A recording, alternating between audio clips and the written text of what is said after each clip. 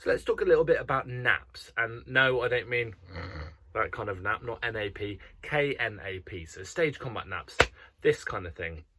So naps are integral to creating a live action fight on stage. They replace the sound of punches, of kicks, of any kind of strike that happens in a performance.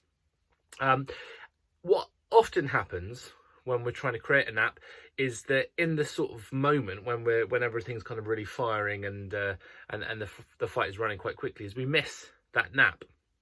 It's going to happen for a couple of different reasons. Sometimes it's just lack of practice. Sometimes it's just about making sure you really know where that nap is supposed to land, whether it's against the chest, whether it's against the back of the leg, say. But sometimes it's about tension, which I've talked about in these videos before. So if we take hands clapping together, for example, which we might use for a slap. Okay, well, sounded quite good in here.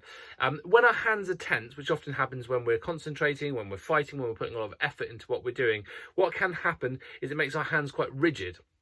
So when hands are rigid and they're tense and they're clapping together, it's much harder to get any real degree of sound that's going to carry. And of course, instead, what we tend to do rather than relaxing them is instinctively we tend to hit them together harder. So we don't really, might get a slightly better sound, but all we're really doing is make our hands hurt more, and we're not guaranteeing that sound anymore. You're sort of getting this quite sharp but still slightly dead sound. So hands nice and relaxed. I tend to find that closing the fingers in together means that less air is getting through, so you get a better sound in itself. And if we're doing say hand to hand, I tend to find that fingers against palm is better for getting a good sound, nice and relaxed. Same thing happens with the chest. If our hand is open and our hand is rigid, you get this slightly kind of unsatisfying sound that doesn't carry very well. Whereas if your hand is nice and relaxed, that's how you get a good kind of thumpy, kind of punchy kind of sound with a little bit of hollowness to it if you close the fingers off and round them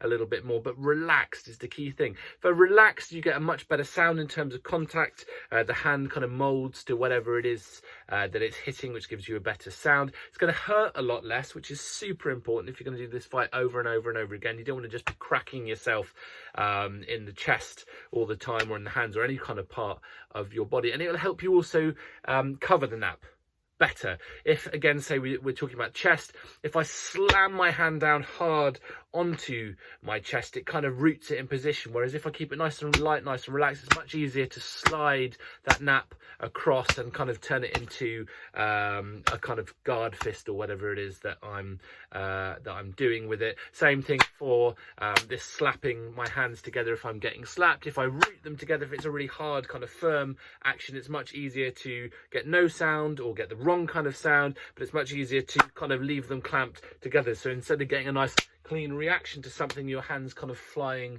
off and continuing to react in some other way, holding your face, is kind of what I'm indicating there whilst I'm doing all this.